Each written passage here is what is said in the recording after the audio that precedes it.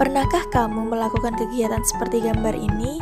Menggosokkan penggaris plastik di rambutmu yang kering, kemudian mendekatkan ke potongan kertas kecil.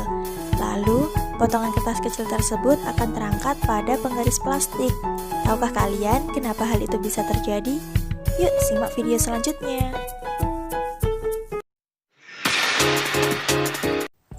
Halo, bertemu dengan saya Umi Nur Faiza. Kali ini kita akan belajar tentang listrik statis. Kalian tahu apa itu listrik statis? Sebelum kita mempelajari tentang listrik statis, kita harus tahu apa itu atom. Nah, ingat, atom terdapat 3 muatan. Muatan yang pertama yaitu muatan positif yang disebut dengan proton. Dan muatan yang kedua, muatan negatif yang disebut dengan elektron. Dan muatan yang ketiga atau muatan netral disebut dengan neutron.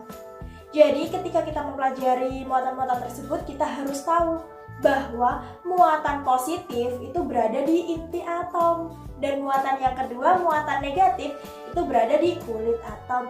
Dan muatan yang ketiga atau muatan netral atau neutron itu berada di inti atom. Jadi agar kita lebih jelas, kita lihat gambar di atas. Gambar tersebut yaitu model atom dari Niels Bohr. Pada gambar tersebut, kita tahu bahwa proton atau muatan positif dan neutron atau muatan netral itu berada di inti atom. Dan muatan negatif atau elektron berada di kulit atom. Jadi, kita bisa sebut bahwa inti atom atau nukleon itu sama dengan proton ditambah dengan neutron. Jadi isinya itu ada 2, proton dan neutron. Ingat ya. Nah, kapan benda tersebut bermuatan negatif dan kapan benda tersebut bermuatan positif? Yang pertama yaitu bermuatan negatif. Bermuatan negatif ketika jumlah elektron lebih dari jumlah proton. Dan yang kedua yaitu bermuatan positif. Bermuatan positif apabila jumlah elektron kurang dari jumlah proton. Dan yang ketiga yaitu bermuatan netral. Bermuatan netral apabila jumlah elektron dan jumlah proton itu sama. Perlu kalian ketahui bahwa jumlah proton di dalam inti atom itu selalu tetap.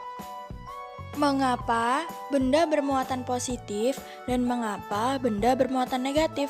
Benda bermuatan positif karena melepas elektron dan benda bermuatan negatif karena menerima elektron.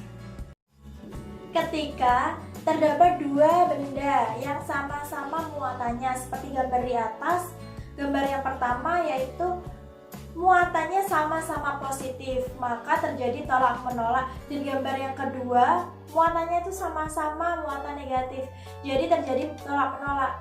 Sehingga ketika terdapat 2 benda yang sama-sama muatannya, ketika didekatkan akan terjadi tolak-menolak. Dan gambar yang ketiga ini 2 benda yang muatannya beda jenis, maka terjadi tarik-menarik. Sehingga apa itu listrik statis? Nah, listrik statis itu listrik yang mengalir atau listrik yang muatan-muatannya berada dalam keadaan diam.